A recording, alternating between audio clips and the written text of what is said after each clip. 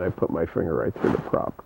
A half-inch of his finger gone. Well, it was cut all the way to the bone. Until, that is, Lee sprinkled this powder on his finger for 10 days. Finger was actually growing immediately. I mean, the first time I took it off, I could see growth. 4 weeks, it was totally closed and grown back. So what was it, that magic powder with the power to grow a fingertip? The answer? Right here in a pig's bladder. Connective tissue and protein known as the extracellular matrix. Essentially, it tells that part of the body to retrain itself to regenerate tissue instead of scar. I think retraining is a good word because the signals are all there. I mean, they're there from the time we're developing fetus. I mean, one way to think about this is that we can regrow a whole human being in 9 months. The University of Pittsburgh's Dr. Stephen Badilak is part of an unprecedented $85 million investment by the Department of Defense. This arm burnt off, all the skin and muscle. To help the 31,000 American servicemen and women already wounded in the wars in Iraq and Afghanistan, and those still to come. You see these casualties coming back, and it's hard to ignore that this guy is missing half his skin. This guy is missing his leg. You start asking the question, is there somebody out there who may have some technology that can do this for us? Part of the answer right here at the Cleveland Clinic. Also part of the government's newly formed Institute for the War Wounded, entrusted to just a handful of doctors around the country. A large part of this work is to design ways to fill gaps where there's no bone, no nerve, no tendon, or no blood vessel, with something that can not only recreate that connection and bridge, but be functional throughout the life of someone who's now 25 and needs that till they may be 105. Essentially regrowing body parts? Yes.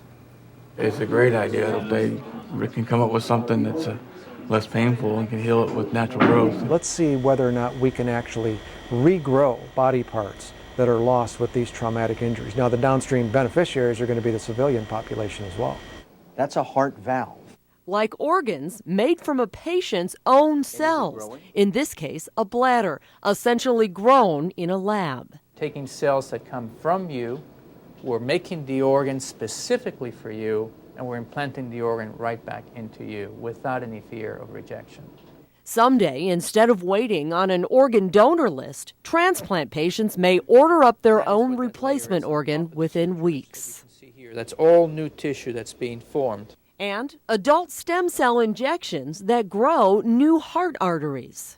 It's actually, if you will, what we would consider the holy grail of our field for coronary artery disease. The holy grail, because if arteries can regrow themselves, there's less need for surgery. And this isn't some sort of far-off, futuristic Frankenstein-type science. Well, I got a finger to prove it. In about 4 months, I had a complete fingernail, and I had my fingerprint back, because I have complete feeling with it.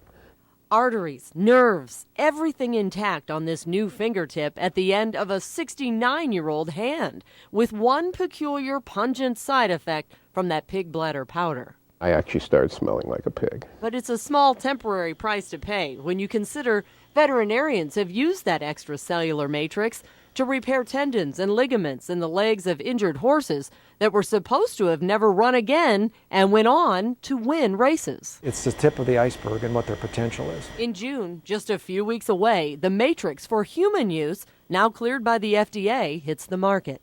I do think that this is going to revolutionize the world.